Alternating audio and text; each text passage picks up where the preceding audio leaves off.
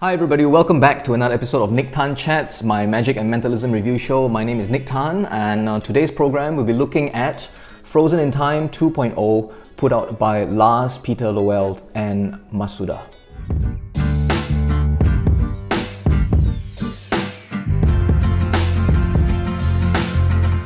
Alright, so welcome back to the channel, welcome back to Nick Tan Chats. Thank you so much for subscribing to the channel if you are already a subscriber. And if you already are a subscriber, the Nexus Wallet giveaway will be happening depending on when this particular video is uploaded on YouTube. It will happen either tomorrow or the day after. So if you are waiting to find out if you are one of that lucky winner to have won the Nexus Wallet, do check back to see if you have won that wallet. And if you are new to this channel, if you just come here out of curiosity, just browsing around, welcome to the channel, alright? This is a show where I do reviews of products that interest me personally as a performer. So if you're new to the channel, you've not yet subscribed, I urge you to check out my other review videos as well. And if you like what you see, you like the kind of content that I put out, please subscribe. Okay, I sincerely hope you can subscribe to my channel because, well, hey man, every subscription motivates me to continue putting out content for you guys as and when I can. But enough of that, let's get down to this review for Frozen in Time 2.0. Now this is a product I have been wanting to get my hands on for quite some time because I've had the first version of this particular product for many years. I bought it back in like 2005 and I got it from at a magic convention, I think here in Singapore, if I'm not wrong, from a dealer booth. The dealer booth was run by a Japanese magician by the name of Fukai. Alright, so I bought it back then and I've loved it ever since. But there were some issues with it and let's talk about it right now. So before we talk about the latest version, let's talk a little bit about the first version that I got. Now this is the very first set of Frozen in Time. So the effect is as follows, alright, you display a translucent plastic sleeve, okay, I suppose you can call it that, and then inside the sleeve obviously they can see that there's a photograph of some kind which is, you know, slightly obstructed by a black sticker on the front, okay? So at this point in time, the spectator will be asked to name an hour of the day, okay? It can be any hour, they can name any hour from 1 to 12. Let's say they name 3 o'clock, all right? So at this point, you remove the frame from the sleeve and you show them that it's a photograph of a watch. And on the watch is 3 o'clock, okay? So it's in the photograph will display the named hour. So as lovely as this effect is, when I first saw it, I immediately fell in love with the concept. I thought it was unique, quite different. This cannot be inspected. I think that was the main issue that everyone who got a unit was concerned about. It cannot be inspected, not even a little bit, all right? It cannot even be handed out to a spectator, I think, because, I mean, speaking from my own experience, when Fukai demonstrated this for me at the dealer booth, he immediately handed it to me. I think it's because we were at a magic convention and he didn't feel the need to hide the method in any way. He handed it to me, I looked at it, I was still amazed at that point in time because of the effect. And then when I started fiddling with it, I became even more amazed at how it worked, alright? I was amazed at how it worked and how good it looked despite how it worked. That's the main issue, I think. It's a very well made prop, but it could not be inspected.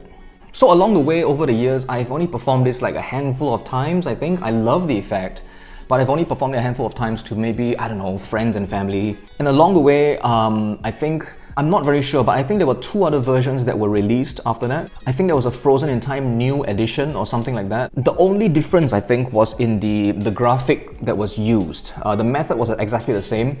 This one is a black and white kind of a photograph, and for some strange reason, there's if you can look closely at this, you can see that there's a black kind of a smudge or something across the bottom of the face of the watch, right? Which I'm not sure why, it completely just blocks out the number 5, 6 and part of the number 7. But in the new edition, I don't think this is, I think it's a full face watch that can be seen in the photograph in full color. And then the effect was made a bit more complicated because they added electronics to it. So there was a Frozen in Time high-tech version, alright, which I believe, you know, used electronics based on the price tag. Well, that one obviously I did not get, and I did not even get the new edition one because I did not see the need to get it. The method, I think, remained exactly the same, which meant that the same problem was still present in that particular version. It looked nicer, but the main problem of it being still not examinable was something that did not warrant another purchase. Then came along Frozen in Time 2.0. Now this is a collaborative product from Lars-Peter, Loeld and Masuda. Let's have a look at what you get inside the box. Inside you will get the links, alright, the links to the instructional videos on how to use the product. On the instructional video, Lars-Peter Loeld takes you through all the various handlings. There are handlings that uses an envelope, and there's also a handling that's provided that does not use an envelope. Okay, and speaking of envelopes, the envelopes that you use for this particular effect are provided inside the box. You will get 2 of them. Okay, these are ungaffed envelopes, just regular envelopes. You can use your own if you wish to. Okay, there's some slight arts and crafts involved if you do wish to use the envelopes, but it's nothing complicated, trust me. And on top of that, you will get the unit. And before I talk about a unit, inside the box, I'm going to show you this. It's like filled up with loads and loads of cotton. There's like so much cotton inside the box. It's amazing. You'll notice that there is an elastic band that's wrapped around the unit. This is to prevent it from warping due to humidity. You should store it like this and only remove it when you're about to perform. Now, as mentioned earlier, this can be performed with an envelope, all right? So it will be sitting inside an envelope first. You're seen to hold the envelope. They name the hour, and you remove it from the envelope and show them that the hour is correct. For me, I probably won't use the envelope, so I'm just going to give you a mock performance of how it will look. So if performing without an envelope, it will probably look something like this. You would display to them this unit over here, and you show them that on the front there is a photograph of some kind, and you don't show them the face at this point in time. You then ask them to name their favorite hour. Okay, so they will name, let's just say for the sake of argument, let's just name the same hour as the previous one, 3 o'clock.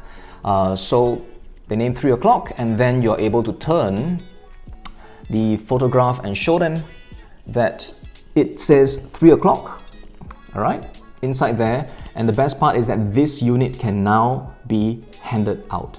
So let's do a side-by-side comparison of the original version, which is on this side over here, versus the latest version 2.0. Okay, as you can see, this one is in color, and the original version was in black and white. Imaging and photograph aside, the best part about this 2.0 is that it can be handed out. In fact, that was the criteria that made me want to get this product again, because I mean, in effect, I'm spending money again on the same thing, right? However, this one can be examined, so I felt that warranted a repurchase. So all in, I mean, there's nothing much to talk about this. It is what it is, okay? It's just a photograph. This does everything for you. The only downside to this, I'm going to tell you, is while the examinability of this particular version is one of the highlights of the marketing, some level of audience management is still required from you. All right, and what do I mean by that? You can hand it out to them. Yes, they can have a look at it. They can, look it around and turn it around and just look at it briefly like this and feel the plexiglass. They can feel the plexiglass, all right? They can feel that everything is fair and looks above board.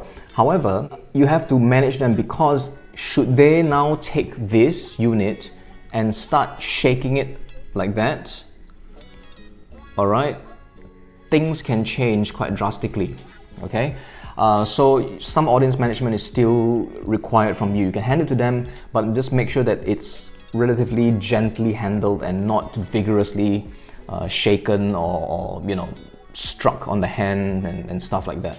So the only and one other downside to this, which for me personally remains unsolved until today, is premise and presentation.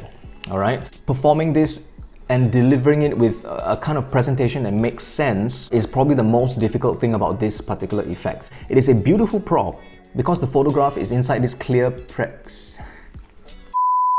I'm going to say frame from now on.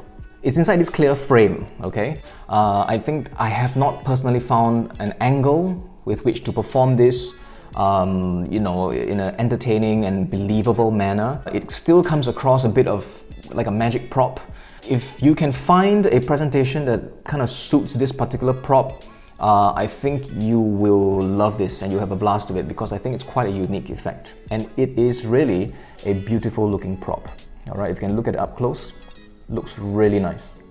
Alright, and that's all I have to say about Frozen in Time 2.0. And as I mentioned, I still have not found a perfect presentation for this piece, but now with this new version and it's examinable, alright, it may spur me to try and think of something. If you have a presentational idea that you would like to share with me, please feel free to message me privately, maybe comment in the comment section down below, or you can contact me on any of my social media channels via, Instagram, for example. So just a very quick video to share with you guys this new thing that arrived at my doorstep and how happy and excited I am to continue playing with it throughout the whole week. And again, the results for the Nexus Wallet draw, the giveaway, will be happening either tomorrow or the day after, on the 24th of this month. Okay, so if you have subscribed and your comment is in the comment section already, I do read every single comment.